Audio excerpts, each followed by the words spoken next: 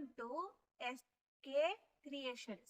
Hi friends, இன்னைக்கு நம்ம ஆரி ஒர்க்குக்கு தேவையான மெட்டீரியல்ஸ் பார்ப்போம். Basic aari stand, 18 inch stand, 18 inch frame, poplin cloth, black colour 1 metre வாங்கிக்கோங்க. பிளாக் ஒயிட் 2 கலர் இருக்கு, உங்களுக்கு எது வேணுமோ வாங்கிக்கோங்க.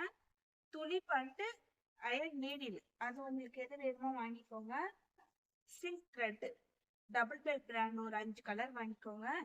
ஸ்விங் த்ரெட் 1 வாங்கிக்கோங்க. அவ்வளோதான் பேசிக்கு தேவையான இப்போதைக்கு மெட்டீரியல்ஸ். எவ்வளோதான்.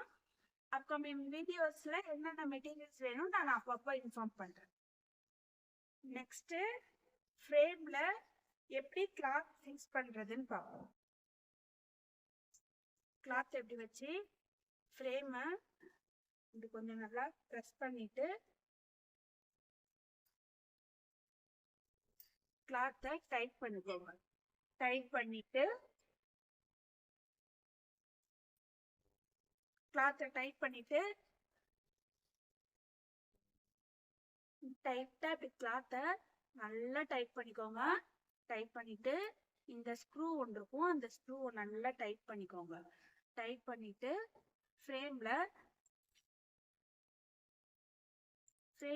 இப்படி ஃபிக்ஸ் பண்ணணும். ஓகேவா? இதான் ஃப்ரேம் வந்து ஸ்டாண்டு ஃபிக்ஸ் பண்ண. இப்போ 2 கலர் த்ரெட் எடுத்திருக்கேன். 2 கலர் த்ரெட்டை எண் நாட் போட்டுக்கிறேன். எண் நாட் நல்லா இப்படி பண்ணி முடிச்சு போட்டுக்கோங்க. முடிச்சு போட்டு இந்த த்ரெட்டை கீழே வச்சுக்கோங்க. கீழே வச்சுட்டு இந்த நூலை இந்த விரலால, இந்த கட்டை விரலும் இந்த விரலாலையும் இப்படி நூலோட எண்டை பிடிச்சிக்கோங்க. எண்டை நல்லா பிடிச்சி இந்த விரல் உள்ளார விட்டு திரும்ப இப்படி கொண்டு வந்து இதை ஃப்ரேம்க்கு அடியில் கொண்டு போகணும்.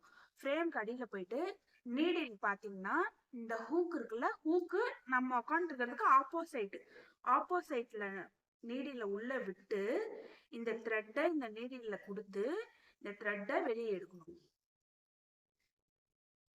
புரியுதுங்களா? இன்னொரு வாட்டி சொல்றேன். இந்த நீடில உள்ள விட்டு, இப்போ நம்ம பார்த்துட்டு இருக்கிறது செயின் ஸ்டிச்சு. இந்த நீடில உள்ள விட்டு இந்த நூலை இப்படி சுத்தி இந்த நீடிலால எடுக்கணும் வெளியே. இந்த நீடில உள்ள விட்டு இந்த நூலால சுத்தி இந்த நூலை வெளியே எடுக்கணும். இந்த நீடில உள்ள விட்டு இந்த நூலை இப்படி சுத்தி விட்டுட்டு அந்த த்ரெட்டை இப்படி எடுக்கணும் வெளியே.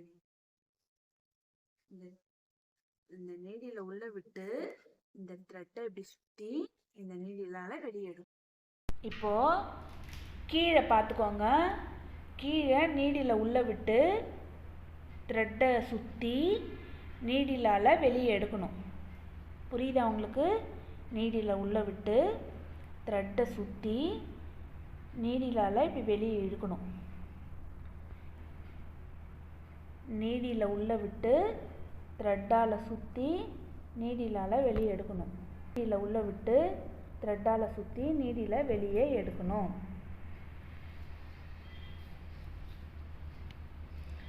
அப்படியே வாட்ச் பண்ணுங்கள், உங்களுக்கே புரியும். நீடியில் உள்ள